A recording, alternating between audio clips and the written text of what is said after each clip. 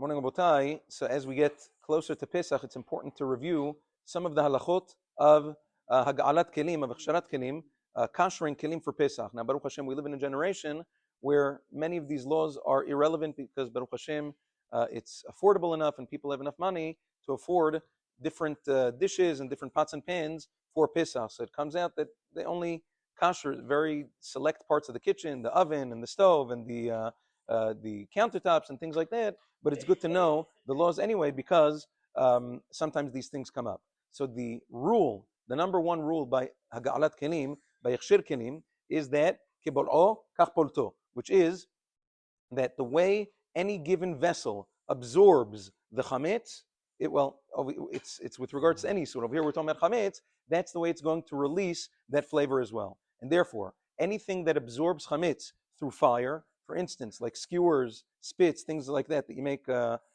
things that are sitting actually on the fire. Over there, bivadai, you would need to torch it in order to release the chametz flavor.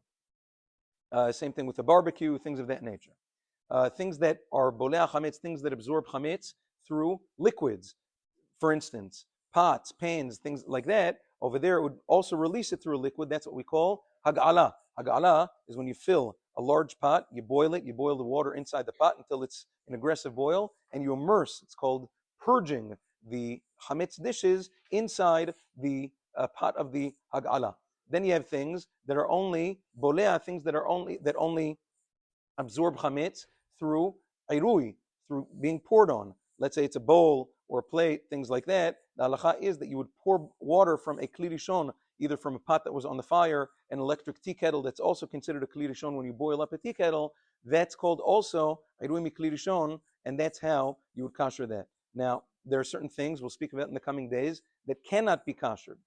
For instance, things that it's impractical to kasher. For instance, let's say a challah, let's say sometimes you have these molds where you make challah in, you put it inside the oven, and the challah gets baked inside. Over there, it would have to be torched until it starts turning red or sparks start flying out. That's impractical. It would break it, and that our kinds of metals don't turn like that, and therefore, la halacha, those have to be put away for Pesach. Anything that is impractical to kasher through the method that it requires cannot be kashered. It should be put away with the chametz dishes for Pesach. B'ezrat Hashem, in the coming days, we'll deal with more specifics on this topic. Have a wonderful day.